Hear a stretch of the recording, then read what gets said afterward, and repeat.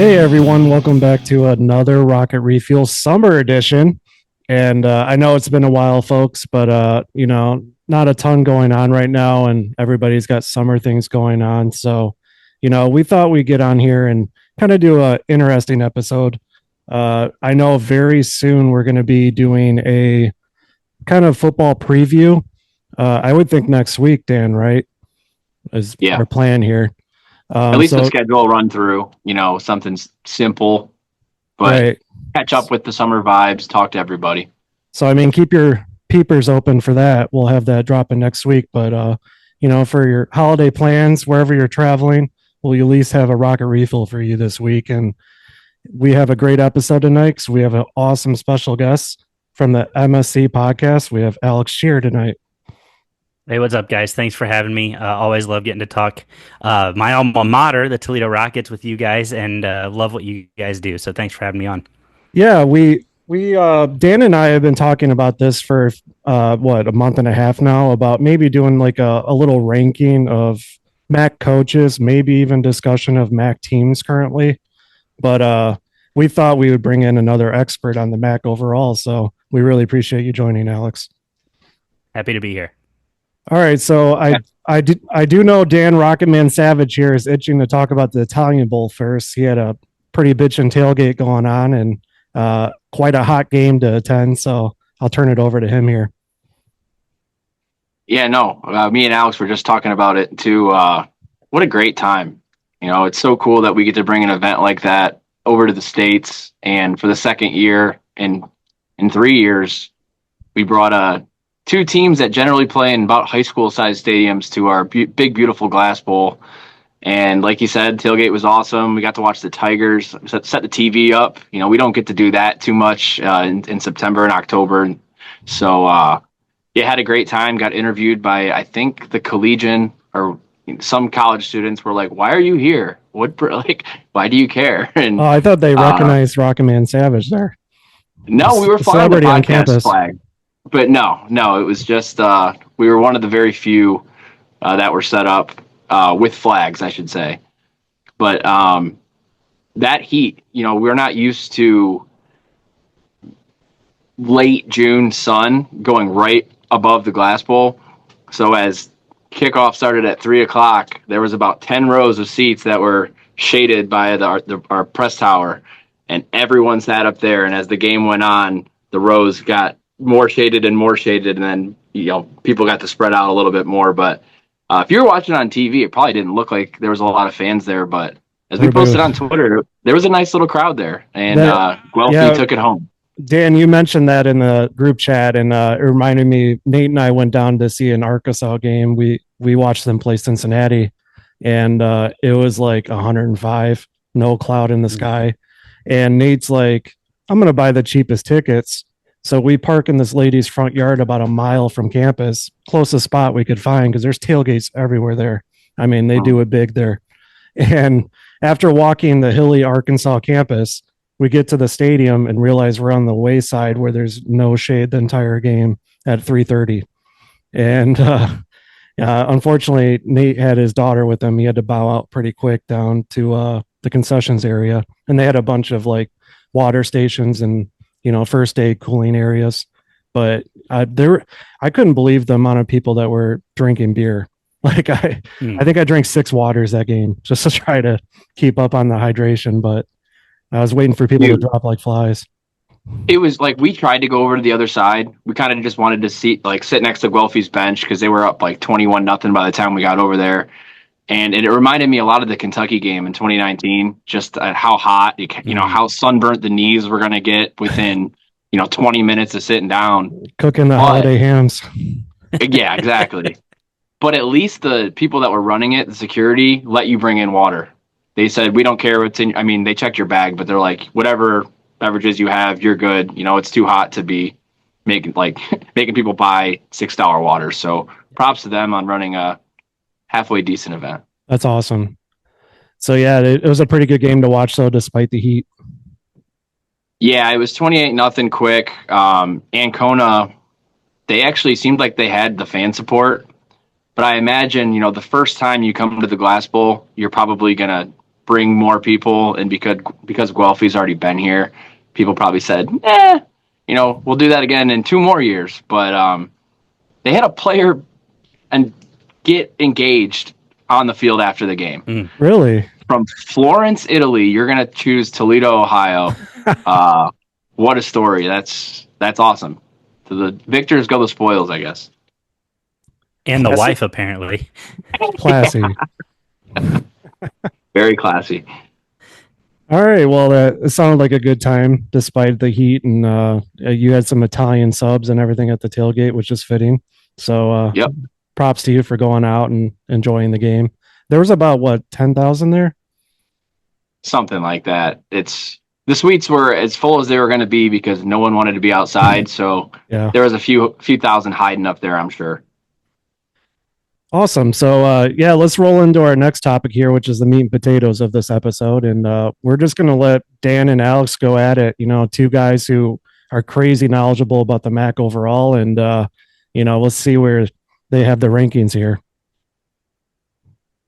All right, Alex, I'm going to kick this off. We've got 13 coaches to rank, in descending order, 13 through 1. I'm sure we are going to disagree because this time we are hosting you. I will go first, and then we can kind of snake order it. And then you can do your 13, then 12, and we'll go that way. Cool. Starting at last in the Mid-American Conference, this year we do have a lot of new coaches. So there's probably going to be a difference in maybe 13 through 7, just based on what the heck they've done before they got to their new spots in the MAC. I'm going to kick it off with Eddie George down in Bowling Green, number 13. That's probably not a shock to our listeners. With an overall record of 24-22, he's really only been at East Tennessee State. They had a decent year last year. I think they were 9-4. The reason that I have them last, besides my vicious bias, is how long is he going to be here, for one, down in Wood County? And 2, what he leaves as his legacy, are you going to be able to push that through to the next head coach that takes over after? Because I could see him taking a coordinator job in the Big Ten after 1 year of going 500 at Bowling Green. Not to mention, the people that you want in Wood County to go to a Bowling Green game, there's a lot of Ohio State fans. Are you going to get them to wear brown and orange? To me, I don't see that happening at all. I could see him actually turning it around. He's already brought in Drew Pine. That's a great quarterback transfer. Basilak's gone. He did wonders for the Falcons in the last few years. I just saw that they have an endowment now for their head coaches. So, which I think is like a $2 million per year. That's like a fund that pays the coach. So it's not coming directly from the university, which I think is smart. But who's going to be the next guy after Eddie George when that endowment dries up? What do you think? Man, that's really interesting. So, definitely no bias with your pick at 13 at all. None whatsoever. I don't have Eddie George that low. I don't have him in my top 5. I actually do have him sitting at 1, 2, 3, 4. 4 from the bottom, so 9 in my early conference coaches standings, if you will. But you kind of took a much different approach than I did on the rankings. I think that the excitement of Eddie George kind of puts him at the top of my new coaches, if you will, or towards the top. For me, I think that, while yes, you want the fans at Bowling Green to come out wearing brown and orange, right now Bowling Green's going to be just happy to have people be there. I think if you're being very honest, you get people paying tickets. Yes, you want brown and orange. I think you should do. If Bowling Green needs to take the opportunity to do jersey swaps and say, hey, bring your Eddie George Ohio State jersey in. We'll give you an Eddie George Bowling Green jersey for free. Like I feel like we've seen NFL teams do that. Like that would be such a good draw to get people in. And then you're getting people in brown and orange in the stadium on those game days, and I think that'd be huge. But I think the draw of Eddie George is massive because, yes, he may bolt after a year, but he's going to leave an impact, positive or negative. People will talk about Eddie George was a coach at Bowling Green for the next 50 years. Eddie George was an Ohio icon. He was an Ohio State running back who won the Heisman Trophy, had a great career with the Tennessee Titans, scored his first collegiate touchdown against Bowling Green. So he's done all of these really great things. So he's already a legend in the state of Ohio. And now for Bowling Green, you get to say, we are part of his overall legacy. That can't be ignored. It's like Urban Meyer, who's going back to get, recognized for the College Football Hall of Fame. Bowling Green is a stop in his legacy. Toledo was a stop in a big stop in Gary Pinkel's legacy, a big stop in Nick Saban's legacy. All these guys who are big name coaches, they do look back fondly on their time, whether it was 1 year, 2 years, 3 years, whatever it was. I think Eddie George is there a little bit longer. I say probably 2 or 3 years, because Bowling Green is going to be very down this year, especially on the offensive side. But I do think that he's going to have a much bigger impact. They might go 500 this year. They might go below 500. But if Eddie George beats Toledo this year, he cemented his place in the Bowling Green archives of, football history forever. Even if he stays 1 year, he beats Toledo, that's enough. Yeah, no, if he does what Nick Saban did for the program, and then the next coach is Gary Pinkel for 10 years, then Bowling Green absolutely knocked it out of the park. I agree. Ticket sales are going to be way up this year. The offense, they lost pretty much their whole O-line, running back, quarterback, best tight end in the country, in my opinion, Harold Fannin Jr. The defense should be fine, and their schedule is tough. So, maybe if you're Bowling Green, you don't want them to go 9-3 this year. You probably want to hover around 500 and just drum up a bowl game in Detroit or something to, spark fan interest. And I'm still being a little bit facetious. I think there's a couple coaches that deserve to be worse than Eddie George on the list. The fact that he has an above 500 record is better than a lot of coaches here. But that's my number 13. Alex, I do think, just my last point on Eddie George, I do think, you have to look at his Tennessee State record. He took over a really rough program. And he finally got them to the playoffs. It shows that, with a few years under his belt, he has the chops to kind of rebuild something. And it was at the FCS level. So this isn't him doing at a Baldwin Wallace or an Ohio Northern or Heidelberg even.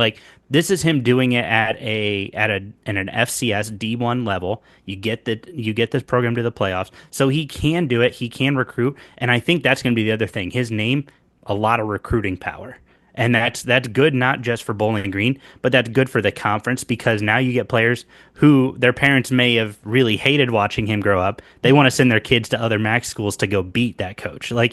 Parents can be very fickle like that, right? So, I think it'll be a positive over a net positive. So I have him at my number 9, kind of like I said, but I'm going to start with my number 10 here, and that's Mark Carney for Kent State. And so for me, when I did my rankings, I kind of looked at what they've done in their careers overall.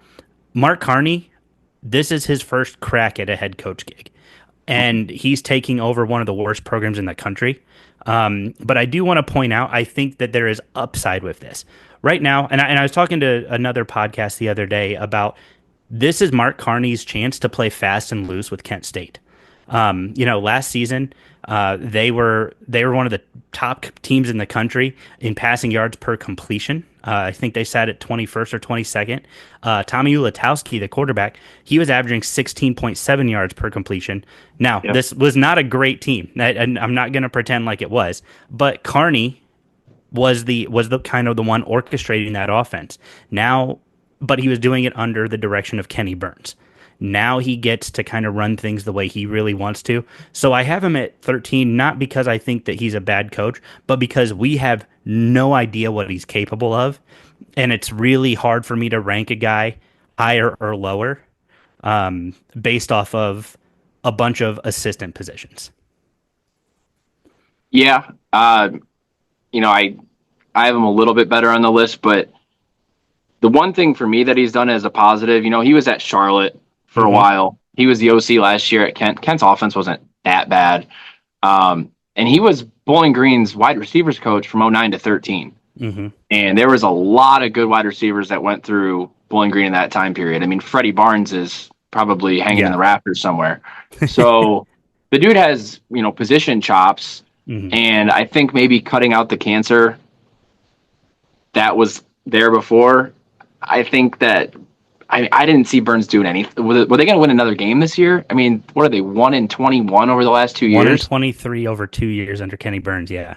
That's absolutely abhorrent. He can't really do worse. I agree. Maybe turn Flash Fast into something different, run the triple option. I don't know. But I guess excited to see them in the Glass Bowl with a little bit of hope this year versus where they would have been, I think, coming off of the last tenure of the last coach. No, I think so. And again, this is an opportunity for him. Again, play fast and loose. You have nothing to lose. You're currently just the interim coach. And I think that's the other part why I have him sitting at last. He's just the interim coach. He has nothing to lose, everything to gain. You don't do well this year, they don't bring you back. Whatever. You do well enough this year, they bring you back, you move up my rankings. So I think, again, fast and loose, have fun with Kent State, get people to buy back into the program. I think that is his job. More so than getting wins, it's get people to believe in the program again. And I think that's the tall test here ahead of Mark Carney.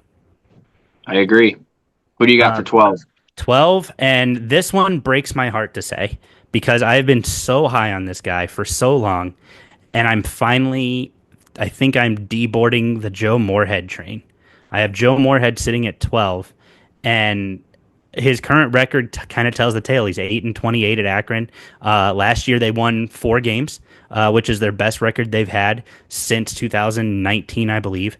And for me, I think what I really struggle with is we watched what happened under I just blanked on his name. The last coach for Akron. I literally just blanked on his name. Tom Arth. We watched them really struggle, and Joe Moorhead came into a program that was on death's door. The reason I have him so low is he's slowly turning the ship around. Wins against Kent State, albeit they've been against really bad Kent State. You can't you can't deny, hey, rivalry wins count for something. Joe Moorhead had the APR issues at Mississippi State as well. This isn't his first time dealing with this. This is a repeat offense with players on his teams dealing with APR issues. So I think that he's a fine enough offensive coordinator and a QB coach, but I think when it comes to being the head man, I mean, at Mississippi State, he wasn't that much better. I mean, his overall head coaching record is 60-53. He doesn't have the chops to be the head man of a program, I don't think. And that's okay. Some guys don't. But I think he's one of those guys that if you put him as an offensive coordinator, he's going to thrive and he's going to score you a lot of points. Having him as the head coach just isn't the spot for him, even especially at a school like Akron. Yep, I agree. I have Joe Moorhead at 12th as well. Nice. An APR of 9.14 or whatever is not going to cut it. That's a 3 or 4 year average. Not saying that Arth had it in much of a better program, like a better state, but at the MAC level, I know we love our football at Toledo.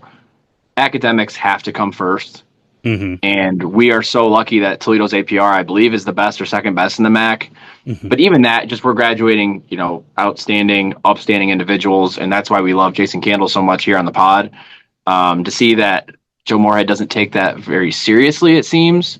Or maybe he needs to, reconfigure the staff so we can get these kids, studying more or whatever, and graduating. That's just, you can't have below 50% of kids that play for your team 1 year just never graduate. So I agree. On the field, they did beat my Rockets last year, but I would chalk that more up to Toledo, missing 3 field goals and stepping on their own toes there because I think Akron had 130 some yards offense. It's not like Akron beat Toledo. Toledo just gave up. They didn't have anything to play for. Yeah. So and then Akron subsequently beat Pitt in the bowl game. It's football is weird, man. It is. Okay, so after 12, I've got 11, Mark Carney. We just already talked about him. Kent State, the sky's the limit for them. If they win 3 games, I mean, geez, sign him next year. He's still the interim, so we're going to see if they find anybody in this next coaching cycle who's better, if they feel like that's the direction they want to go in. Right. And don't hire Josh Cribbs. I know the name's appealing. Don't hire Josh Cribbs. He doesn't have the head coaching experience. He doesn't have coaching experience. Don't hire Josh Cribbs. Kent State, listen to me. Please, I beg you, do not hire Josh Cribbs. I know it'll sell tickets. Don't do it. That's coming really interesting from you, since isn't Cribbs in your intro for your podcast? He is. I love Josh Cribbs. But don't sign him to be a head coach. The man means business. Then I would love to see him back involved as in some coaching capacity at Kent State. I would again that sell so many tickets, and people would be think about, even if he was head coach, Eddie George versus Josh Cribbs as a coaching duel. That for the anniversary award would feed families. So don't do it, Kent State. I kind of want to do a little break here. I have a question for you guys to bounce off your big, beautiful brains. There's a lot of buzz right now around Sacramento State with Shaq joining as AD. And then I can't remember the football coach that was hired in, but they're drawing in a ton of big name transfers, big funding. I know they tried applying it to become an independent in the FBS, but were denied. So more than likely they'll have to join a conference. First question is chances on the MAC drawing a school like that has that much buzz and funding. But more of a probable second question is, you have Eddie George at Bowling Green. You have Jason Candle at Toledo, who's making a lot of buzz right now, with particularly being on Barstool and with John Gruden, and then your tie with the Eagles. Do you think there's a couple schools in the MAC because start drawing interest like Sacramento State has? That's a good one. I think Sacramento State's their goal is the Pac-12. I kind of assume that as well. I'm pretty sure Tom Hanks is one of their big donors. He gave like $500 million or something. They're basically Texas State, where Texas State was 10, 15 years ago, and now Texas State is going to the Pac-12.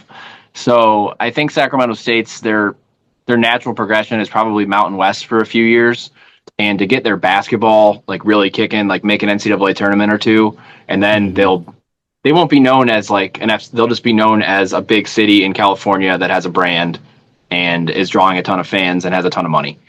The MAC, I'm sure we would take them. I don't think they want to travel out here, even though they have the money. I that's not an issue, but we're facing right now a real tough time with Akron and Kent's image, as well as the old image of UMass, which I do think that they're trying to fix. And so we're just, if we said Mountain West and the first teams that we thought of were Wyoming, Nevada, and New Mexico, that's probably what they're thinking of when they hear Akron, Kent, and UMass. Even though we know that they had Fresno and San Diego State and Boise, and those are the names that we come up with first. I don't think Toledo or Western Michigan or Miami or OU really moves the needle. No, I think that's a good point, Dan. I think to kind of go off of that. I'm just going to be very frank. I think the MAC missed the opportunity to grab Delaware. I know that there's, concerns about elevating an FCS and kind of being a stepping stone for an FCS as a conference, but I really think the MAC should have really pushed to get Delaware as a travel partner with UMass. And then, knowing Northern Illinois was leaving, you go grab Western Kentucky and say, hey, you don't need Middle Tennessee this time around. If you guys want to come aboard. And I think that would have rounded the league out at a nice 14. You get 3 new programs, one with really good upside in Delaware, who I think is just ready to explode as a program. But then also you get Western Kentucky, who's a well-established program at the Group of 5 level. And then you get UMass, who has been investing so much money into their basketball, into their football. They've injected a lot of cash into that. And they're a flagship R1 research institution. That looks good on paper. Yeah, their football is terrible, but they've got great sports in basketball, field hockey. They've got regular hockey, like all these other sports they're really good at. And that brings value to a league like the MAC, who is going to take value. Everybody talks about, well, why is Akron, why is Kent State still in there? Their football is terrible. Look at their basketball. Their basketball has been the team who's been in the NCAA tournament every year the last however many years, right? Like they have been the ones carrying that banner. So I think that you gotta look at schools like Delaware State who are ready to make that jump. I think you stay away from Youngstown State. I think the MAC is oversaturated in the state of Ohio. As much as I love the Ohio teams, I do think Northern Illinois has a fair criticism in the fact that the MAC is so Ohio centric. I think that is a valid criticism. So I think you stay away from the Illinois or the Youngstown states, but I think you look at an Illinois State or you look at an Indiana State who would be a great basketball and baseball ad. I think one of those schools would be a right fit to bring in, and I feel like they just naturally fit within the landscape and the mold of the Mid-American Conference. Yeah, I like Delaware. I'm a little bit scared of them. I think they're going to win 8 games, year one in Conference USA. Yeah. Liberty I like 2.0. Their helmets. Yeah, I think they're a cool team, cool mascot, great stadium, great fan support. The team that I was really, and I think Western Kentucky, having talked to their fans and, gone down there last year, they don't want any part of the MAC. They just look down on us for whatever reason, even though Conference USA to me is worse, minus Liberty, which they don't fit in Conference USA either. No. The team I was looking at was Temple. Their football has been atrocious lately. I hate that they play at the Link. I think they need an on-campus stadium, but their basketball has some great history. I think UMass and Temple, as far as like 90s basketball powers, would be really cool to have to elevate the bottom of our conference. But right now, I think there's a lot of avenues we could explore. I think we could go to 16 teams eventually, and North Dakota State and South Dakota State are on the call up. Mm-hmm. But before that even happens, half of college football as we know it might be delegated down to a sub FBS level, and then we're all kind of playing the same game with all those FCS schools we just mentioned. Well, and I think, and that's actually a really great point. I've been talking to other people about this. We're going to see a divisional split for D1 again. It's going to be 3 levels of quote-unquote Division I football, or really what's going to happen is we're going to have a Power 4 college football, and it's going to be 70 teams, and then we're going to see essentially a group of 6, and it's going to be FCS, or it's going to be the call-ups from FCS, and then the remainder of the group of 5. Then current FCS will be D2, then D3, and we're going to see a Division 4, and I think that's what's going to happen.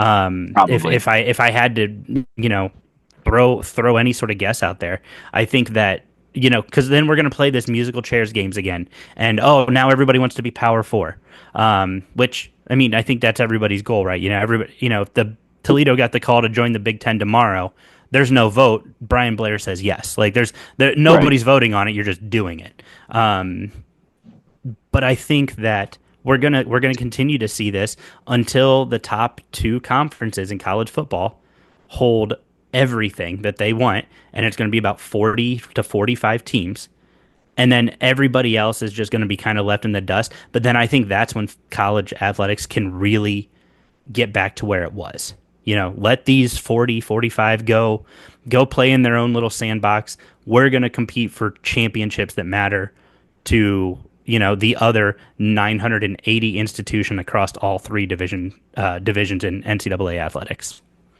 Yeah, that's what I want. I want the Big Ten and the SEC to go F themselves, and then you can have Oklahoma or Iowa, whoever, join that Big Ten, and then you have your Illinois, your Purdue's, your Indiana's fall back to us, and we're playing Oregon State and Washington State and Boston College and NC State for our, the rest of college football. And I think that's where the money's going to be, because everyone's going to say no one cares about the Big Ten anymore.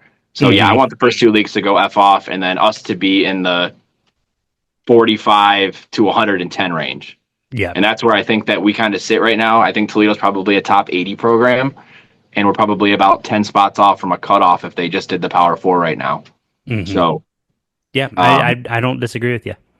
I disagree with that a little bit. Just with Big Ten, SEC, if they did split, people wouldn't be interested. Like, no, they They You would. know, they would probably draw the most because there's a reason why there's a large percentage of people that only watch NFL because they in their minds believe that's the best of the best to watch.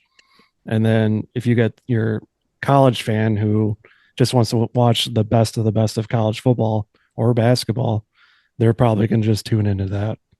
Yeah, but we're going to be playing with Louisville and Vanderbilt and Wake Forest. Oh, I agree. There's going to be a huge there's going to be huge interest on the other side of that. I agree with that, but to say that people won't tune into I think everybody considers the best of the best at this level. They'll be elitist though. They'll get shunned by the Kobe Dance of the world. No one will care. I think there will definitely be interest in both sides, but I think what you're going to be able to do then is you'll be able to market the non-power 2, if you will, as like their premier event, because who are the power 2 going to appeal to? They're going to appeal to their own fans. What's beautiful about the college football playoffs, what's beautiful about the NCAA tournament, you get fans from every conference cheering for the representatives of the conference to go carry that banner. When you only have 2 conferences fighting for their Super Bowl, that's great, but at some point, Indiana, who will probably miss that cut, I say that now after they made the playoffs last year, but let's say they get cut out of it. Indiana, Illinois, you've now destroyed that loyalty from those fans who cheer for the Big Ten during bowl season. I think that there's that element as well. So once you're going to have a lot of overlap too. You get regionally where we're at right now. You got BG and Toledo fans. Mm-hmm. A lot of them are Michigan State, Michigan, Ohio State, Notre Dame. Sure. There's going to be a lot of overlap there, but. And I think there's value in that too. How do you market that overlap and say, hey, fine, cheer for your Ohio State, your Michigan, but also your alma mater is playing for a national championship right now. Go support them. Yeah. You got to find a way to market that. Cincinnati in the next division championship. Yeah. I mean, it will be bet on, and it will be watched. Where Dan might be right is like you have a lot of people that are turned off right now about the mega conferences and drawing every team possible that has a massive fan base and huge revenue draw. And you have your more traditionalist fans who are looking for that league again to, get back to the old days, basically. But all right, I didn't want to derail it too much. We'll go back to our regular programming here, but I just thought it was an interesting question to bounce off of you guys. For sure. All right, Alex, you're up with 11. All right, Joe Harasmiak from UMass. And I don't know where you have him, but his head coaching record is very minimal. He does have a playoff appearance in the with Maine from 2018. He was coordinators at Minnesota for a couple years, at Rutgers for a couple years. This is his first crack at FCS or FBS football as a head coach. And he did fine with Maine. He got them back to being respectable, 20-15, 15-9 in conference play in the CAA. But I think now you're bringing a UMass program who has struggled mightily over the last several years. Don Brown was 6-28 in his second time around. So this is a program that's a little bit on life support. I think this is a proving ground for Coach Joe, an opportunity for him to say, hey, I'm the guy to take this to the next level. And he has the support. But I do wonder, kind of looking his first 2 years at Maine, he was just under 500. So he was not a 500 coach in his first 2 years. And so I really want UMass fans to temper their expectations. This is a process, and it's a process with a coaching change, a conference change, which creates geological issues with travel. And now you're adding in, you're competing for something. You're not just, hey, we're an independent trying to go to a bowl game. No, you're trying to compete for a conference championship. And there's that extra element of kind of pressure in your first year as a head coach at the FBS level. I don't disagree where you have him. I will get to him soon. 10th, I have Mike Urimovich, Ball State's new head coach. Okay. Now, the reason I have him below Harasmiak or Harris, whatever, It's because he was at Butler. I feel like Butler is like one of the non-scholarship Division two. They're like Dayton, right? And he was there from 22 to 24. They were pretty good. They 7-4, 7-4, 9-3. They were 3-8 before we took him over. That's fine. The dude's from Gary, Indiana. He was at Northern Illinois in multiple different stints. He was a GA right out of college while Thomas Hammock was the running back there. Yep. So he's got ties to the MAC. But man, Ball State, like, you need the Eddie George. That is, that's like the worst sounding name of a hire I could think of. Like, it's so boring. Ball State, you lose your whole team every single year. Every year, there's some part of the team that shows promise, whether it's the offensive line, whether it's the DBs. There's always some group at Ball State that can, like, mess up a game. And this hire is just so uninspiring to me. I hope he does well because I want Ball State to be good. And we'll get to another coach in the MAC that has been at Ball State and succeeded. But to me, I just think this was like a tad lower than UMass's hire. And so for that reason, I had Harazmiak at UMass number 9 after Urimovich. I just think that bringing in Rutgers as DC, and Rutgers has been a lot better, recently. I think that UMass needs to win kind of like Northern Illinois has been and just muck games up and hope that you get a defensive score. You're not going to get too many offensive players in the Northeast. I think defense is the way for UMass to slowly climb out of the dungeon. And like you said, it's probably going to take a while. So it's going to be a slow rebuild. But for UMass, I think it's important to say that now they're playing an FCS team out of conference and then an 8-game MAC schedule. There's not 3 SEC teams on the schedule anymore. Right. They're going to definitely be not double-digit dogs in 10 out of 12. So there's going to be an avenue. If you grab Kent and Akron every other year, that's a win or two that's better than they have been. So I'm a little bit more positive thinking about UMass. I think that their fan base is invigorated. They're going to show up even if they stink this year. And that's going to help them kind of grow a culture, which for them hopefully gets them to a bowl game here in the next 2 or 3 years. So I have Urimovich at 8 on my list. Okay. I have Eddie George at 9 and Brian Smith at 10, and I know we'll talk about him here in a second. But I like Urimovich.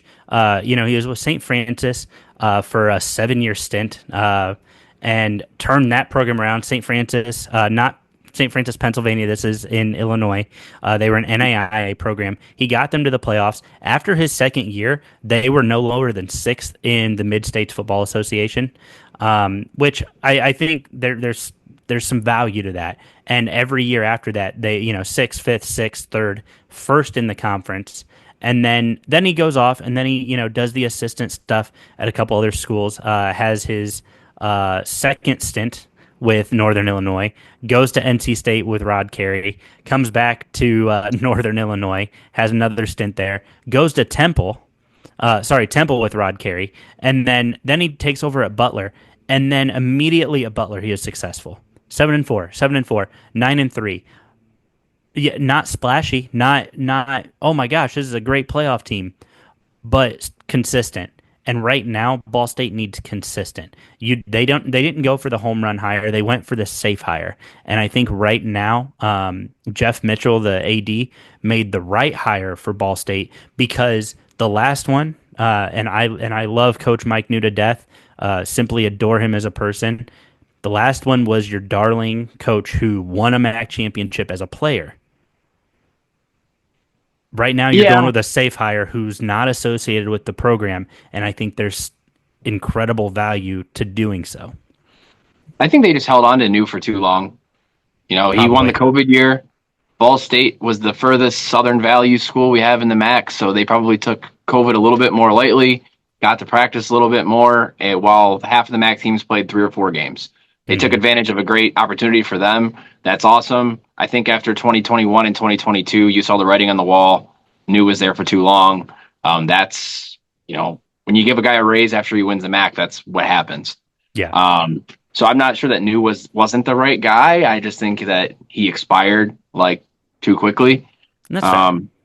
But we're going to see with Jurimovic. You know, he's got the local ties. So if anybody else is going to be good in this conference, I want it to be Ball State. Mm-hmm. No, that's fair.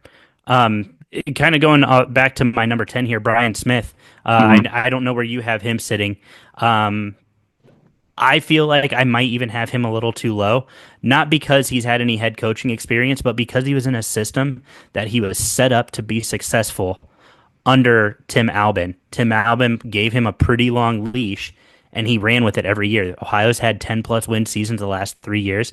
They've been in the MAC championship 2 of the last 3 seasons, won the MAC championship, broke the streak of 56 years of not winning one, and now you give him the keys to the kingdom in a system where he got to keep a lot of the coaches, several of the players return. Like, I feel like we're gonna find out what he's made of. I don't feel like this is a true coaching change for Ohio. It's hey, we're shuffling things around a little bit because you get to keep a lot of your players. He didn't have to go re-recruit a bunch of his players. Yeah, sure, some followed Tim Albin to Charlotte, but this felt like I think to me the coach who probably has the most to prove is probably Brian Smith, because now he gets control of the whole program. That's why I have him at 10th on my list. Not because I don't think he's a good coach, because it's clear he's been pretty successful with what he's done when he's been given access. Now it's the whole thing's yours. Let's see what you got. Yeah, number 8, I have Brian Smith, and I think it's important that he was at Washington State a few years back. And he has led a very successful offense, like nationally, even like in the Pac-12, like they won 9-10 games at Wazoo while he was there. Yep. And then he has the power to stay at OU, kind of do what Matt Campbell took over after Tim Beckman, be a part of a short stint of a coach that, you know, succeeded rapidly and left, and then keep the culture together. Like he brought Saban Gura back. Yeah, from Minnesota. Like that's a huge get for OU. I think that Tim Albin leaving, you know, on the bus ride back after the MAC championship win left a lot of players probably sour. And then he immediately salvaged that, got an interim bowl win. I think OU's ceiling is just about as high as it was last year. They've got a really tough schedule, but this isn't going to feel like a whole regime change. I agree with you. That's why I had him a little bit higher at 8. Okay. But we'll see. Again, you know, being the head honcho is still different than being an OC. Yeah. And you saw that with Joe Moorhead. So hopefully they don't have that same fate. I would say that would be an incredible fall off if they did. Yeah. Do you have, is it me again? I think it is. Yeah. So you're 8. I guess we can move to your 7 now. I'm down to my 7, and this is a guy that I think has all the moxie in the world. He is at a sleeping giant in the MAC that no one seems to talk about because this team has just been a blip on the radar screen over the last 10 years, and that was a last 0-second play against Oklahoma State in like 2016. This is Central Michigan's Matt Drinkle. Freaking love the guy. You know, they were so stale there at head coach. They needed new blood, and this is the perfect guy to do it.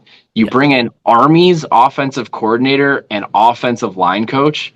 I mean, who's going to get you more fired up than someone that coaches 6'3", 265-pound guys to knock around every team that they play? I mean, and at Central Michigan, like you're kind of in your own bubble up there. You can recruit well. Their student base is probably second to none when they're good. When they're fired up, no pun intended. Like that Central Michigan is a team that I'm really going to be scared of if we lose Jason Candle in the next couple of years, because I think that they're going to cycle up at the right time. And I can see Drinkle really getting those folks together there. I mean, what was your opinion on McElwain? To me, it was such a blah, like forgettable time up there in Mount Pleasant. So McElwain, so that's an interesting kind of coaching regime. You know, Jim McElwain, I love the guy. If you go back and listen to some of our old media day interviews with Coach McElwain, just an incredible guy. some incredible stories. But I think, and I have a sound clip of him. He's retired, so I can share this now. But I have a sound clip of him talking about media day. And just talking about, got to do this thing again. Like it wasn't that he wasn't inspired to coach football. The guy loved the game. It's that he knew that this is where he was going to retire. And he just kind of was just resting on his laurels a little bit. Like, he coached at Florida. He had all of his different stops that he had. Mm-hmm. Central Michigan was, hey, here's a paycheck. Try to make us competitive occasionally, and he did, right? There were times where Central Michigan was very competitive. Then there were times where they weren't. You talk about Washington State. They beat Washington State in the Sun Bowl a few years ago, and that was under him. Which, funny enough, the guy we were just talking about was coaching in that game. So it's really funny how these coaching circles work. But when they hired Matt Drinkle, like you were, I was so pumped. I have him at 7 on my list as well, or 8, wherever we're at. 7, yeah. So I have him at 7 on my list as well. And I think this was absolutely, talking about home run hires. This was the right hire for Central Michigan, because I don't know how much you know about the service academies. They have size restrictions on their players. Mm-hmm. Now you get to recruit guys that don't fit those restrictions. And the other thing that comes to Central Michigan now is incredible discipline. He's been in Army since 2019, so he's got 5-6 years of regimented discipline that he worked with at Army. And I think that brings so much value to a program who, in the last couple of years, has become a little less disciplined than you might like. Yep. So, big hire. It's his second head coaching stint. Last one was at Kansas Wesleyan back in 14 to 18. So, second head coaching stint, and it's a big opportunity for him. I really like this hire for Central Michigan, and I think he's off to the races. This is a team, like you said, watch out for them.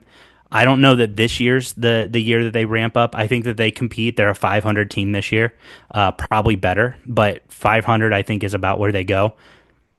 2 or 3 years, watch this team knocking on the door of the Toledos, Ohio's, Miami's, saying we're going to be the premier team in the conference. So, could not agree more. Now, who do you got at 6?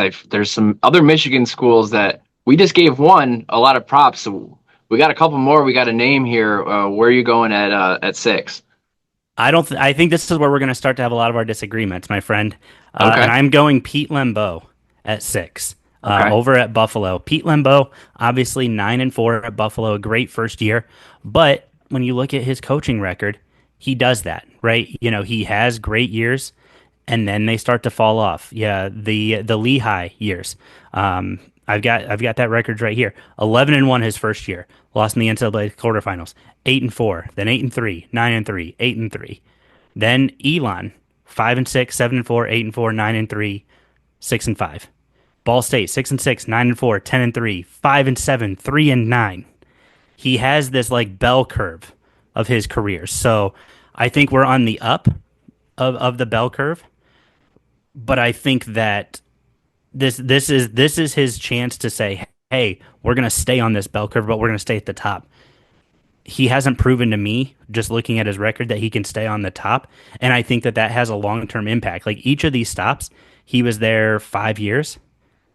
I don't know that he was fired from any of them. I think Ball State he was fired. But yeah, 5 years at each of these stops, winning records at all of them. But Ball State's the one that had the razorous thin margin, 33-29 overall. We'll see. I like Pete Lembo. I think he's got a good head on his shoulders. He had a great Buffalo team that seemingly came out of nowhere last year.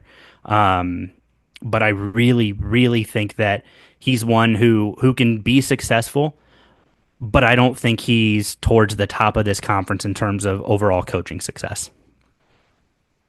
Very interesting. I will get to him later on the list. Okay. I've got a lot more to say. But at 6 for me, I've got Lance Taylor at Western Michigan. 2 years ago, they really got shut out of a cannon. I was like, wow, this team's like going to push for a bowl. And now they ended up fading at the end of the year.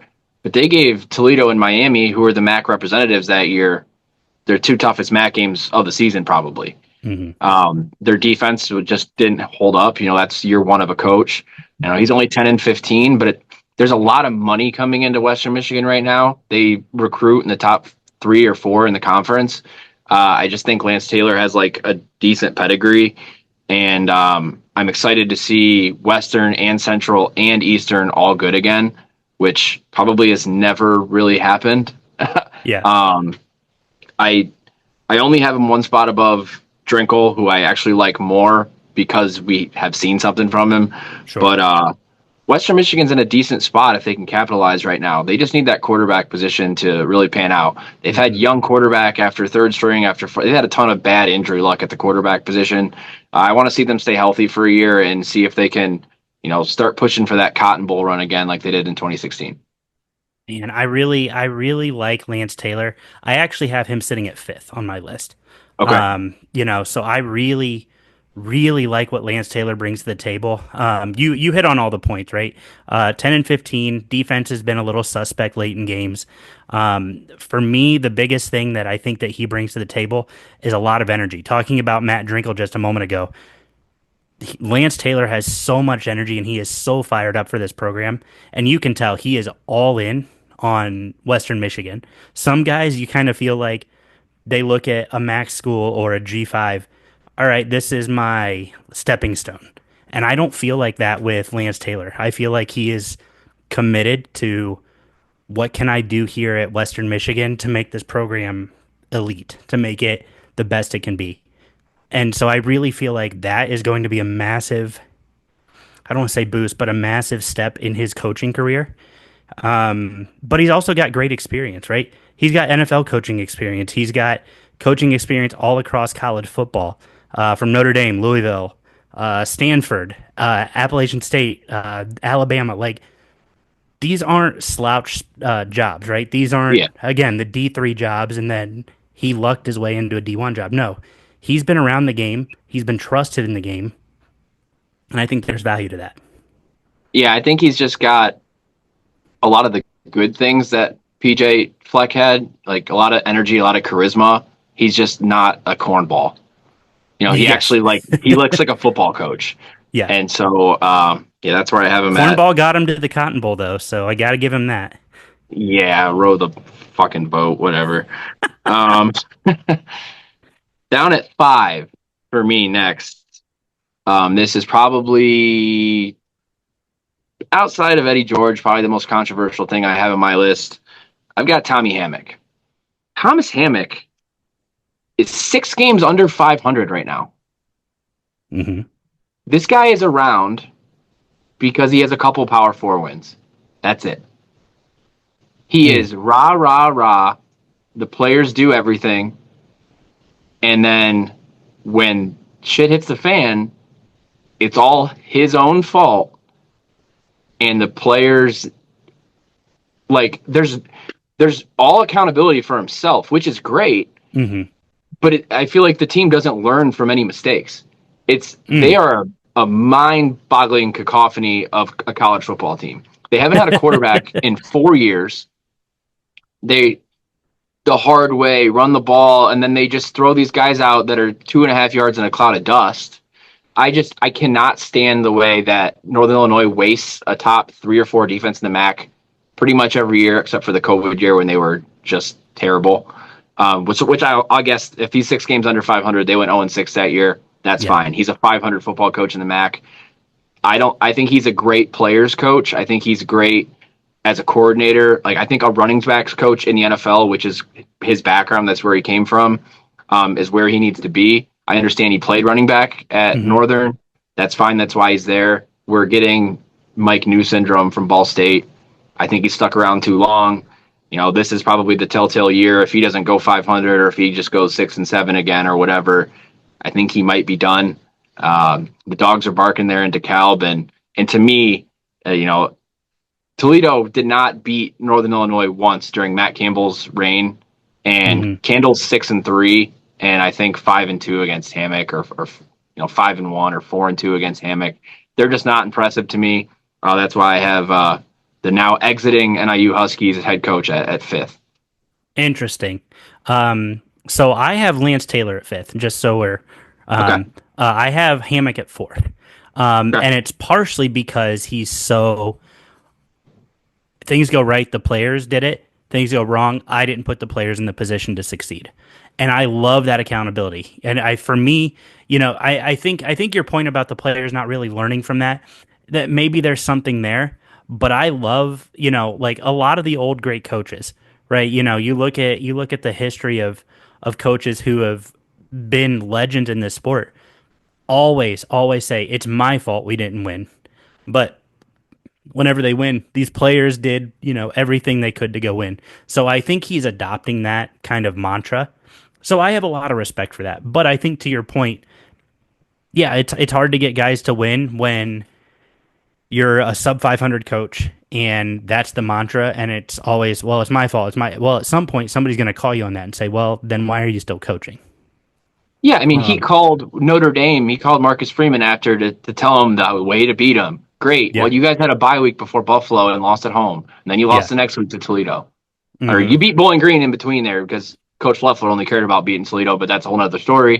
I don't know. He bugs me, and I would hate it if he was my coach. Like, picking from all these guys, honestly, he would be near the bottom of the list as someone that I would want to be leading my football team. He's a great face of a program. I'll give him that. He seems like an awesome guy, but he's just, I don't know. I want like a little bit of a tougher skin guy as my head coach.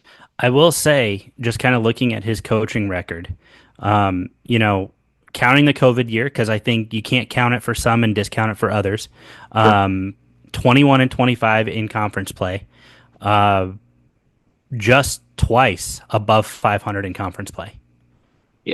And that was the 2021 season when they won the MAC at 9-5, and then the 2023 season when they went 7-6, 5-3 in conference play. Everything else has been 4-4, 2-2, or 0-6, or 6-2, or 2-6, 0-6, and then 0-6. So I like Thomas Hammock. I think that again, it's the classic. We bring the alumni home who wants to be here. He did his RB stint there as a player. He was a Wisconsin GA, and then he came back and was a running backs coach. Then he went to Minnesota, Wisconsin, Baltimore, and now he's back. And I like him there, but I really like. He's won the games that he probably shouldn't have won. I truly believe you run the Notre Dame game back. Notre Dame wins that 10 out of 10 times. They, I don't want to say it was lucky. I want to be very clear. I'm always going to parade the MAC, and I'm always going to carry that flag saying, no, they earned this win. Because they did. They earned that win. They outplayed Notre Dame. But I think that you run that game back, Notre Dame wins it. I think you run the Georgia Tech game back from a couple years ago, Georgia Tech wins it. And I didn't Boston College too, right? And Boston College, the overtime game. Yeah. I didn't feel like that when Scott Leffler won at Georgia Tech last year. I felt like, no, Bowling Green won. Yeah, I agree. I felt like Bowling Green plays Penn State again later in the year. They compete with them again. I feel like they do that with Texas A&M. And I don't feel like that with Hammock. Now, to his credit, he's won those games, so you can't take that away from him. But I feel like I probably have Hammock a little too high on my list. But I do think Hammock is a coach who is a very player-oriented coach, and there's a lot of value to a program when the parents can say, hey, we see what this guy's doing. We trust him with our kids because he's about developing the kids. And I think there's a lot of value to that. And that brings a lot of value to a school like Northern Illinois. I don't think even if he goes below 500 this year, I don't think they let him go. They need somebody stable in place for that transition to the Mountain West. I think it would be after next year they would let him go. Yeah, hopefully. I mean, he's talked a lot about the Mountain West and what it's going to be for their program. Mm-hmm. Hopefully he's not looking too far ahead. Right. Because if they won 9 games or something this year and went to the MAC championship, I would shut up and just say whatever he does works. Mm-hmm. But the fact that they're all MAC wide receiver transferred to Toledo kind of shows you a little bit about their culture. That's kind of how I felt about Bowling Green. As Loeffler was on his way out, Yes. they have a lineman go to Kentucky. Their whole team just poof, gone. And as we're going to get to the higher guys on the list, I feel like the culture is just slightly better. Yeah. So that was your 4. He was my 4. Yeah. So my 4 is Chris Creighton.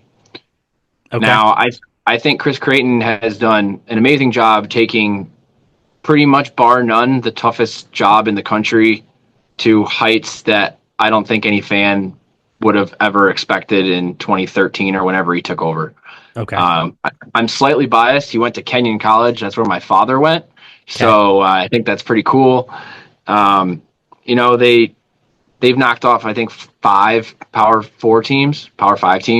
Mm-hmm. Again, something that I was excited when Toledo got to play Mississippi State last year, because I said, man, we need to be a team that we can be overlooked. And I will say that Eastern Michigan was for sure overlooked in every single one of those games, besides Arizona State, who they were actually probably a better team than when they knocked off the Sun Devils. Man, what a fun game to watch, by the way. That's, just a complete side note. Yes. I had a blast watching that game, watching Eastern Michigan just pour it on them. And it caused the coach to get fired after the game. Yeah. And I think that was the best part. Absolutely. And Creighton's done more than he could ever do there. I just think that, he built up the factory and then the gray turf, and now this, Crosby, donates $1 million and they turf over the track and all these things. It's all upward momentum, but he still is having a lot of players transfer out. There's not much consistency. When they have had consistency, Glass, the quarterback in the pit game against Detroit, gets in a fight. They play South Alabama or whoever that was a couple of years ago. The whole team breaks out in a fight after they lose by 60. Yeah. All of the parts in motion from the administrative side, I think, are going in the right direction. And now I think that there needs to be a shakeup in the coaching staff. Maybe not with him, but at least with, we're getting into Joe Moorhead territory. I'm not sure what their APR is. I'm sure it's fine. But there's kind of seems like maybe a little bit of lack of institutional control from my side of it. And he's only beaten Candle twice. And he's been there the whole time Candle's been there. So my coach is 7-2 against you. I probably can't have you higher than 4th on my list. No, and that's fair. I have him at 3. When I look at his overall career, first off, for those who don't know, he has wins on other continents in football. He won a game in Panama when he was at Wabash, and then when he was at Drake, they beat the Mexican All-Stars in get this, Africa. So he has football wins on 3 different continents. What a traveled man. That's pretty cool. Right. Chris Creighton, it was the 2011 Kilimanjaro Bowl, the first football game to be played on the African continent, and they beat the Mexican All-Stars 17-7. So I think that's so cool. I like Chris Creighton. He's a very level-headed kind of person. And I think and he's a very patient person. And at a program such as Eastern Michigan, who under Ron English went 11-46, by the way. Ron English, the former Michigan assistant, for those who are just listening. You look at what he's done and how patient he's been and how patient the administration's been. This administration, I think, deserves just as much credit as Creighton does, because they've given him the opportunities to find ways to be successful, and he's rewarded them. They have a bowl win back in 2022. They went to 3 straight bowls from 21 to 23. They were in multiple bowl games. They have wins over Illinois. He's got Power 4 wins that matter. When he took over his first 2 years, they were 3-21. And then ever since then, they've been slowly improving. No higher than 7 wins consistently, but they were tied for first in the West in 22 when Toledo won the MAC. So it's, this is a quality program he's built. I think, the stuff with Max Crosby, there's a lot of value there. I think Creighton was smart to bring him back to be the GM, and say, hey, because now that name's going to be on ESPN. Is he playing Max still? Crosby. He's playing for the Raiders. He's the highest paid defensive player in the NFL. How are you going to be the GM when you're playing on Sundays? I think it's more of a kind of an honorary title more than anything else. I'm not entirely sure, but I think it's mostly like he's like helping with like NIL fundraising. Like he's like the GM on that aspect. But making him the GM, that's a name people are gonna. Oh yeah, Max Crosby, the GM of the program, and I think that there's value in that. And when you say, look, a program like Eastern Michigan developed a player like this, that tells you anybody can succeed at Eastern Michigan. And I think there's so much value to that. Chris Creighton, for me, is, like I said, he's third on my list.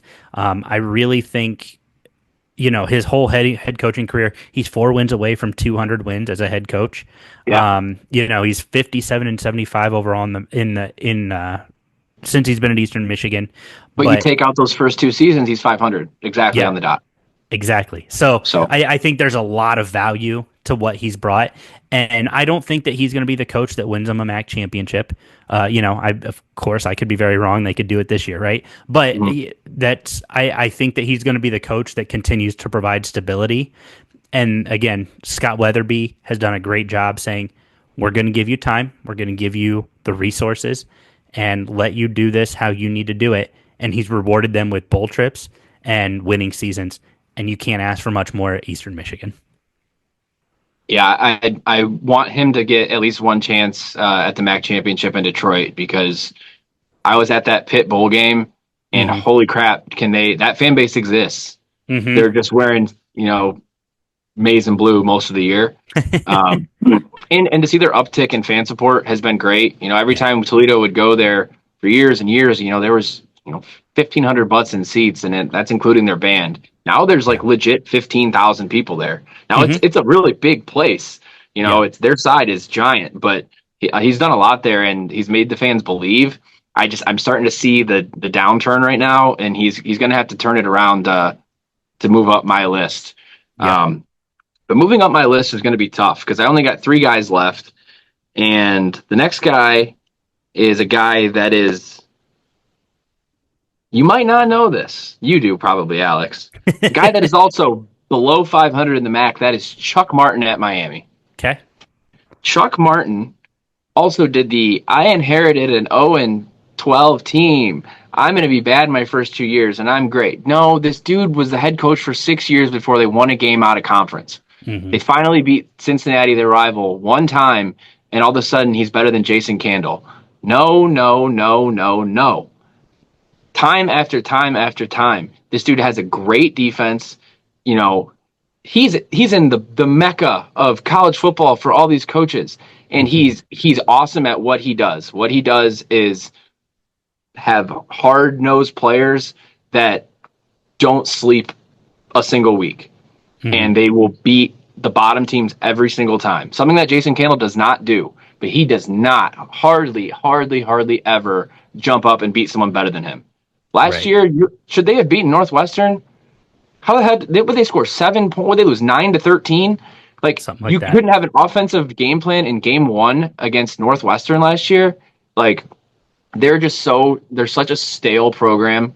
Now they still made it to the MAC championship. Yeah, they still made it to the MAC championship last year. They started off horrible. They had a very tough schedule, one of the toughest schedules I've seen in the first 5 weeks. I mean, you open up at Toledo on homecoming and MAC play. That sucks. Mm-hmm. But also, you barely beat UMass, which Toledo's had that problem too. But they brought in Daquan Finn. So we're going to see, how they start to actually become exciting on offense. But in his 10 years, I think they've been exciting one time on offense. And the rest of the guys on D, they had Tyus. They had awesome linebackers last year. They're always going to be solid on defense. I think Coach Martin gets way too much credit for a team that they spend just as much as Toledo. He should not be 2 games under 500. I don't care what your first 2 years were. You went to Miami. Miami was down because of a horrible, horrible coach. you should immediately be able to step foot on campus there and be 4-8. And it took them 2 years to get there. You know, they snuck a MAC championship out against CMU in 2019. Both of those teams were bad. The whole MAC was down. Give them credit for that. Fine. Toledo kind of won the same type of deal, one in 2017. When you compare the resumes, we've only played them 3 times. It's been in the last 2 years. Candle's 2-1 against him. That's why I have Chuck Martin number 3. Interesting. So I have Chuck at number 2. Okay. And to your point about, you know, throughout the first 2 seasons, but I think, you know, you've got to look at where they were. You know, Miami went through 3 head coaches between 2013 and 2014. It was Don Treadwell the first 5 games of the season. They fired him. Then it was Mike Bath. They fired him after going 0-7. They went 0-12 that year. Yep. You know, Chuck Martin brought this team back from death, literal death, and you should, right? This is a program, a prestigious program, the cradle of coaches. You shouldn't be losing games. You know, you shouldn't be below 500. You definitely shouldn't be going 0-12. Now, in fairness to those guys, a couple of those games, they lost by a score. They lost to Akron by 7. They lost at UMass by 7. They lost the Cincinnati game by 2 scores. Like, you know, so they lost games that were like, okay. But then he comes in, he inherits this program that is on death's door. He goes 2-10 in his first year, picks up wins against UMass, picks up again a win against Kent State with guys he didn't even recruit. Yeah, guys that weren't his player. And I think to your point about what Chuck Martin has done, I think you're right. He's had one great season at Miami, and that's come in the last 2 years. He's had his best 2 seasons actually at Miami in 2024 and 2023. Everything else has kind of been building up to that. He's been a 6-7 win coach the rest of his time there. Again, sans the first 2 years. But I think that he's taken a lot longer to turn the ship around than he should have. But again, as you've aptly pointed out, you know, he adopted a terrible program. And I think that's wrong, you know, and I think that's part of what Miami's issue is this was such a bad program for so long after the cradle of coaches kind of era that now Chuck Martin's had to reinvent, and they've kind of gotten away from that cradle of coaches thing because they, you know, you get Sean McVay, who, you know, played, now he's coaching in the NFL, so that's another feather in your cap. You got John Harbaugh, that's another feather in your cap. There, though. I mean, right. Like, but that's what I'm saying. Like, he wasn't a head coach. He, you know, yes, he has a statue, and his statue looks pretty good if you haven't seen it. No, that's cool. But it's, but I feel like they haven't had that splash hire that you're like, this guy's gonna go win, you know, the national championship in 6 years elsewhere. Mm-hmm. And Creighton's not that guy now, and Chuck Martin's not that guy. Although, in fairness to him, he did win 2 national championships at Grand Valley, so like he has winning chops. The guy's been able to do it, and he was very successful at Grand Valley. And I think he's slowly starting to figure it out. I think Miami will probably be where he tries to retire. I mean, the guy is, 57, 58? So he's in his late 50s, early 60s. This might be where he stays until he's done coaching. Because I don't see anybody coming and saying Chuck Martin is the guy that's going to lead us to the promised land. But I also don't see Miami saying Chuck Martin is the guy who is terrible. We need to let him go and find somebody else. I feel like he's kind of in that weird middle point of Miami's happy and nobody else is really eyeballing him. So Miami is where he'll be. And he seems happy with that. He seems to be fine at Miami. You know, he spent time at Notre Dame. He spent time at Grand Valley. You know, he's been all over. But he seems pretty happy and pretty content at Miami. But I think the results, especially the last 2 years, finally are starting to manifest themselves. You can't deny he's finally showing his winning chops that he had at Grand Valley back in the late 2000s. Yeah, I mean, Brian Kelly set up Grand Valley pretty damn good, though. You know, that was one where he didn't have to rebuild necessarily. Sure. I'll give it to him. He's very, very regimented. You know, his guys play hard for him. You know, they're not a team that has a bunch of penalties, you know, week in and week out. That's kind of their brand. Mhm. But to me, I kind of like a little bit more of an exciting brand, and that's kind of how my list bared out in the end. Yeah. So you have him at 2. I have him at 3. That leaves my number 2, which is Pete Lembo. Mm. Pete Lembo is the only coach on this list that is above 500 against Coach Candle. Yep. He's 1-0, last year. But what they did against Toledo was run a triple option. The only time that they did it last year, they found out a way to keep Max and Hook away from a ball carrier and to figure out how to splice and dice Toledo's defense while only giving up 15 points of their own. So I just look at how many ways as a Toledo fan I could say Toledo can be beat, and I feel like Pete Lembo is going to be the one that can bring it. He did it against Matt Campbell in 2013. His team that wasn't very good when he got fired in 2015 had 3 interceptions in the first quarter against Philip Ely. He's one of 2 coaches in Ball State's history to be above 500. So the fact that he was only 4 games above 500 at Ball State, I don't really care. They would kill to have him back there right now. Mm-hmm. And he's bounced around. He went to Virginia Tech and was like an OC or something. I just feel like you're right. He might be on the way up his roller coaster up the bell curve right now. But as far as someone that actually has coaching chops and can game plan, there's a good shot that he might be number 1 in that department in the conference. Mm-hmm. He's at a program right now at Buffalo that I don't think is bottom tier as far as like a program and what they, can show a recruit. Their stadium's kind of dumpy, no offense, but in year 1, they already just Mo Linguist, see ya. Forget that name. No one cares anymore. We are already on the Pete Lembo era. They've got sweet uniforms. I like that. And that's good enough to get ahead of Chuck Martin, in my opinion. I hate Miami's uniforms. Well, and Lembo had some great players at Ball State too, right? Willie Snead, Keith Wenning, defensive end Jonathan Newsom, running back Jawan Edwards. I mean, Jawan Edwards, the all-time leading rusher at Ball State. He had phenomenal players, so there's no doubt in my mind that he has coaching chops. I just, again, like I mentioned, I see it as a bell curve, and his career, the check marks that says, yeah, this has been a bell curve career. Yep. And, for me, I've kind of got Toledo versus Buffalo in the MAC championship this year.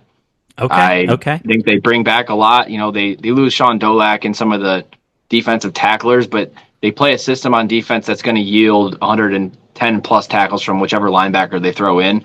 So they've got an easier schedule than they had last year. They don't have to play at Northern and UT and Ohio. So we'll see if that prediction comes true, but that leads to my number 1, who is obviously Jason Candle at Toledo. He's been with UT since 2009. Mm-hmm. I like that he's loyal. I like that he's tough. He might come off a little blah at times, maybe boring. He's not coming out with the quippy one-liners at the coach's show or on the podium, but he's the proof is in the pudding with how many players Toledo has in the NFL over our peers, over the G5 in general. I mean, 16 guys currently right now in the NFL. Mm-hmm. Not all of them him, obviously. Kareem Hunt and stuff were before, Greg Mance. But he's just been a loyal dude to Toledo. 73-40. This is not even close to number 2 on the list. Tied for first. Yeah, and he's 1 win away from in 1 season shorter than Gary Pinkel getting to that mecca of coaches, and it'll be year 10 this year. I don't have any what's the right way to put it? I don't have any patience for people that want to make it a debate between one and anybody else on this list. Toledo does Toledo have more resources than the rest of the conference? Maybe, but it's not by much. They come out with that data. We're within like $1 million spending, and that's because we actually have a fan base in Toledo that shows up. The whole difference is gate revenue, because we had 25,000 3 times last year. That's the difference. Yeah. Jason Candle is paid a little bit more than most coaches in the MAC. Barely. He's earned it. He's been to 3 MAC championships. He's won 2. Toledo's not a team that gets a chance at many Power 4s because that's not our scheduling model. We want, 2 non-cons against G5s and our 1 payday, Finally, he won one last year, and we got rewarded with a bowl game win against Pittsburgh. So I think there's more to come. Toledo's got the one game again this year against Kentucky, and then whatever you call Washington State at this point in time. I expect another win against one of those teams. And although he doesn't take Bowling Green as serious as some other coaches have in the past, he's made that up by knocking off our non-rivals, Northern Illinois, more than not, and getting up for presumably the second best team in the MAC the last 2 years, Miami, and beating them 2 out of 3 times. So Jason Candle is number 1 on my list. Boom. So I'll kind of dive down the Jason Tyler Candle rabbit hole, if you will. You mentioned his loyalty to Toledo. He's actually only coached at 2 schools, and one of them was his alma mater. Yeah. Mount Union boy. Toledo has a love and affinity for Mount Union. Has a love and affinity for Division III. Just as a general rule, those guys all kind of stick together. But it's proven successful. Candle has yet to have a losing season. He's got 2 seasons, 1 season at 6-6 overall. So 1 500 season. There, he gives you results. He's frustrating at times to watch coach. Sure. I will say this: as much as I love Jason Candle, I feel like he has coached Toledo into some losses. And I not many, but I feel like he has made some decisions that have cost Toledo games. Games that, I think, I guess I'll just use the one example. I was at that Illinois game. Toledo was ready to run it down Illinois' throat. And then you send Daquan Finn out to start just throwing and do nothing but throw. Throws the pick 6, and that changed the momentum of the entire game. Now, Toledo lost on a Hail Mary, ridiculous 4th down catch, so I don't entirely blame it. But I think there are times when you kind of scratch your head at some of the decisions he makes. But one of my biggest arguments for Candle, you give him that full COVID season, he's already in first place overall in Toledo win history. So he's matched Gary Pinkel in less time and with half a season less. So he's done it in a less tenured career, and one of those seasons was cut in half because of COVID-19, and he's still tied with him. Also, yes, he has more losses, but that's because Gary Pinkel coached in an era where you could still tie. And they played 11-game seasons too, so It was just a whole different era. And going back to COVID, we lost that Western Michigan game, which is one of the games I think that he coached into a loss. Yes. We were up by 10 at that point.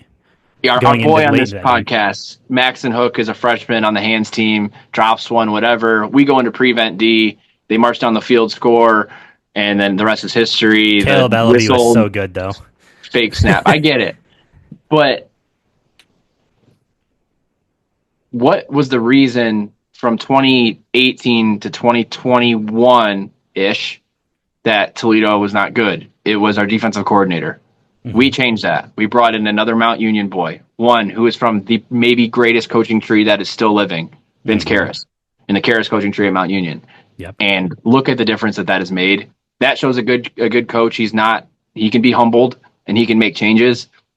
Toledo has had a ton of coaches move up the ranks, from cornerbacks coach to offensive line coach to anybody that was left on Campbell's staff that has then since come back, like Brian Gasser, who's come back home to be where he needs to be. I think that he is the absolutely right person to steer Toledo into maybe another conference, into the highest division that is possible. And anybody that wants to sit and watch every single play of every game and say, WTF, fire Candle, you're not watching any other games, because there's as many times as I'm sitting at home begrudgingly watching the Buckeyes or whatever Power 4 team is on, and they do the same dumb shit. Toledo used to be super penalized. We're not anymore. The last 3 seasons we've been in the top 70 and least penalized. So that you can't say that we're undisciplined, our defense sucks. Last year, the offense kind of sucked. Well, we had 5 new offensive linemen and running back room that got ran over by a train in the first 4 weeks. So there's a good reason for what we saw. And again, did we get out coached by Buffalo? Yeah, they threw something at us we're not expecting. And by the time we changed, we were already down 15 and we couldn't come back. Yep. So I think there's room for him to grow and separate on this list, but don't let it be known right here that Toledo needs to win 10 games this year, because the ceiling is very high and the floor is very high at UT. Well, the last time Toledo won 8 games in a season, 2022, they won 9. They went 11-3 the following year. So, Yep. You talk about that ceiling being high for the Rockets. I think Jason Candle, for all intents and purposes, the absolute correct headman. Now, I know there was talk after the 2022 season, if Toledo had lost that MAC championship, do you move on from Candle? And I think there were real discussions on that. That's why that contract got restructured, right? I do think that there were real conversations, but I think that Brian Blair made the right move. Hey, we're going to restructure your contract. This is what you're going to get paid. This is how we're going to do it. Jason Candle agreed to it, and then still turned down Miami, Florida, not once, but twice to stay and at a Notre Toledo. Dame offensive coordinator job too. And there was even grumblings of him possibly getting, called from Ohio State.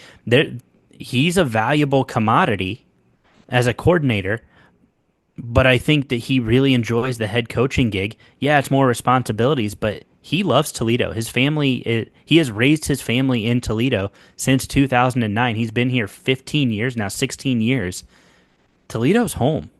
And there's so much value to that.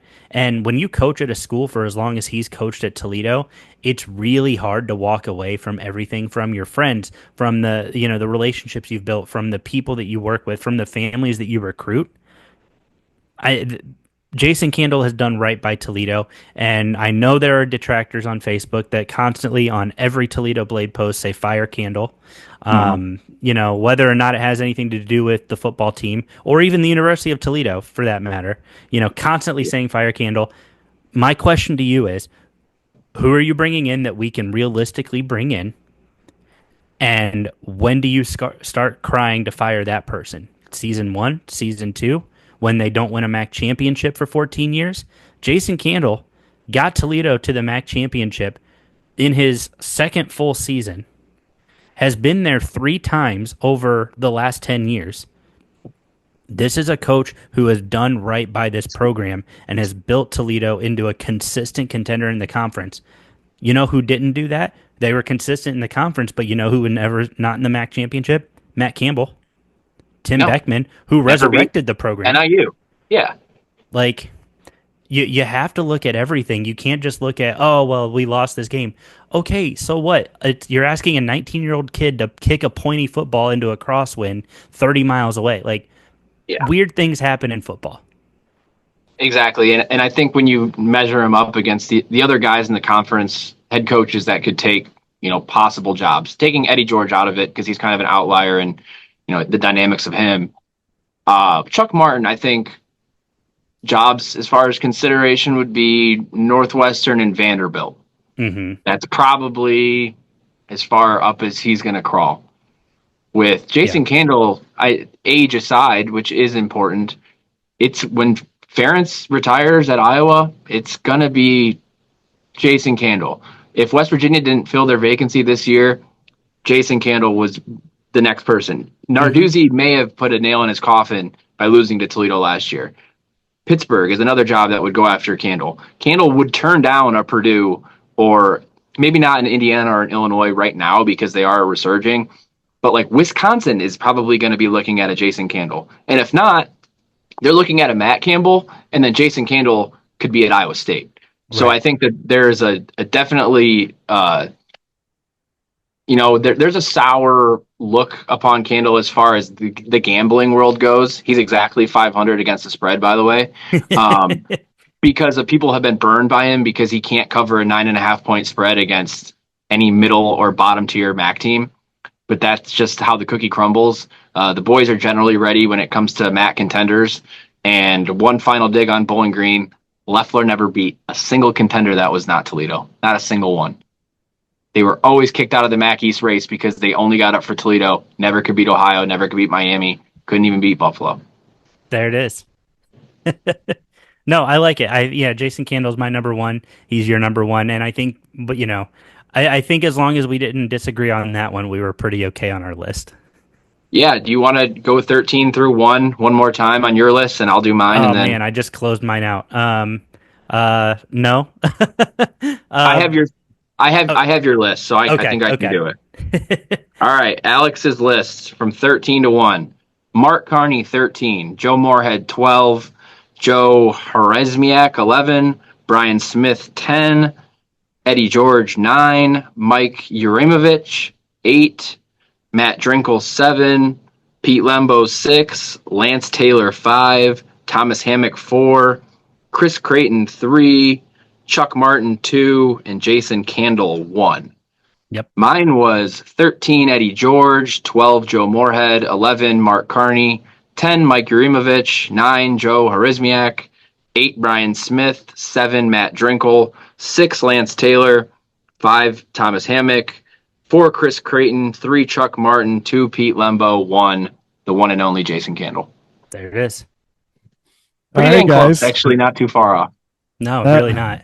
That was great, guys, and few stray outliers, but your lists were pretty close. So I wasn't sure what to expect coming into this, but the fans will be happy. Jason Candle number one, and nobody's surprised that Rocketman has Eddie George at 13. But I tried to take a more unbiased approach, despite being a Toledo alum. I tried to be a little bit more biased to preserve what little integrity I have in the online sports world community. There's a lot of awesome. July, who cares? There's a lot of awesome buzz around BG right now with Eddie George. I know he's been doing a lot of public appearances, especially around town. He was recently at Firefly Night, which is a big event down there every year. Yeah. So it's great that he's getting out and meeting people and being the face of the university, but he hasn't won anything yet. So we'll see. But we'll see. Once again, really appreciate Alex taking the time, joining us knuckleheads to debate a little bit of a list here. But, hopefully you guys enjoyed that. And one more thing, TOL. EO.